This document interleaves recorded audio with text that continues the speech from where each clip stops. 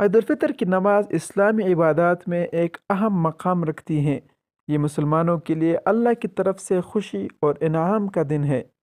اس دن ہمیں مسنون اعمال کو اپنانا چاہیے اور عید کی نماز کو سنت نبوی کے مطابق ادا کرنا چاہیے۔ عید الفطر کی نماز واجب ہے اور نماز کا وقت سورج کے طلوع ہونے کی تقریباً 15 سے 20 منٹ بعد شروع ہوتا ہے اور زوال سے پہلے تک ادا کی جا سکتی ہیں۔ بہتر یہ کہ نماز کھلے میدان عیدگاہ میں ادا کی جائے، لیکن اگر کوئی عذر ہو تو مسجد میں بھی ادا کی جا سکتی ہیں۔ عید الفطر کی نماز 2 رکعت واجب ہیں، جس میں 6 زائد تکبیریں کہی جاتی ہیں۔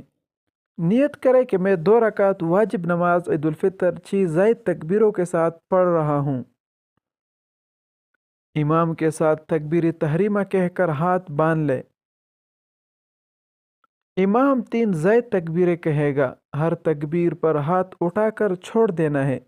چوتھی تکبیر کے ساتھ ہاتھ باندھ لینے ہیں اور اس کے بعد سورہ فاتحہ اور قرآن کی کوئی سورت پڑھی جائے گی۔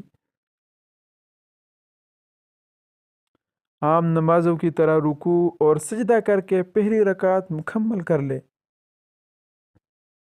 دوسری رکعت میں پہلے سورہ فاتحہ اور کوئی سورت پڑھنی ہے۔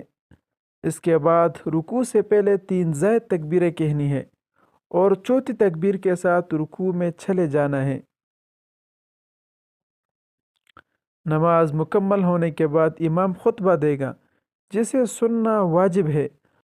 اللہ تعالی ہم سب کو اس دن کے برکات نصیب فرمائے اور ہمیں عید کی حقیقی خوشیوں سے سرفراز فرمائے۔